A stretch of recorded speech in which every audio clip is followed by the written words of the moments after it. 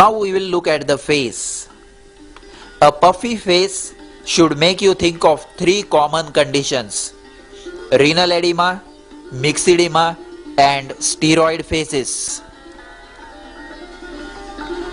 Notice the typical renal edema, maximum around the eyes, more in the mornings, in a case of nephrotic syndrome. If it is of sudden onset with scanty red urine, think of acute glomerulonephritis. See the distribution of edema, which is mainly in the loose tissues of the face with minimal dependent edema of the legs. Notice the myxedema face. Note the dull look on the face. And though we cannot hear her hoarse and slow voice in this cassette, I will demonstrate the slow relaxation of the ankle jerk, which is as confirmatory of myxedema as the costly T3, T4, TSH studies. See how slowly the muscle relaxes. 100% diagnostic of myxedema. This is another patient of hypothyroidism.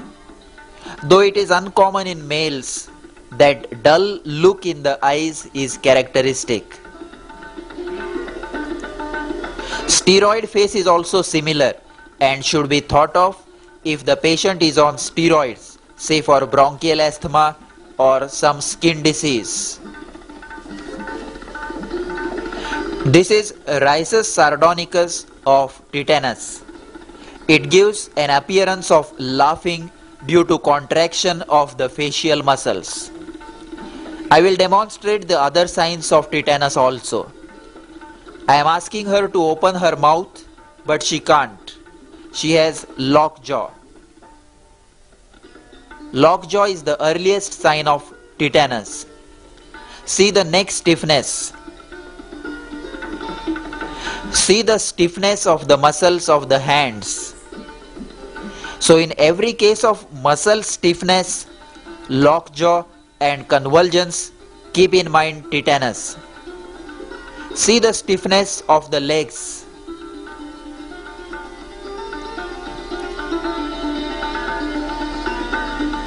And see that even the abdominal muscles are stiff. Bell's palsy or facial nerve palsy. A healthy person suddenly finds on waking up one day that the mouth is deformed and one eye is not closing. See the absence of wrinkles on the left side of forehead on looking up.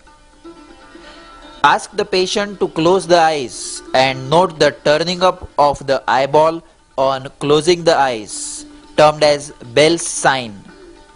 Tell the patient to smile and the affected angle of the mouth does not move.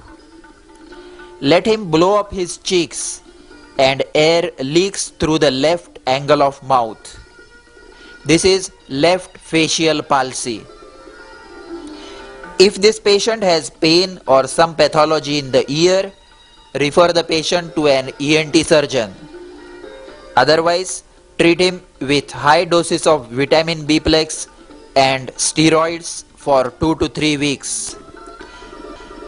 Parotid swellings are also often seen in practice. Mumps is very common in children with diffuse swelling of both parotids, which needs only symptomatic treatment.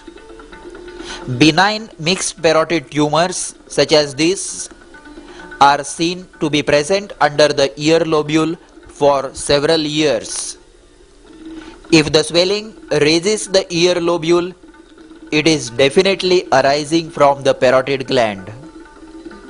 When parotid swelling is present, also look for facial palsy, and the patient must be referred for surgery, especially if the swelling is long-standing, large, nodular or adherent. See a large and nodular parotid tumor in this old man. Malignancy must be ruled out.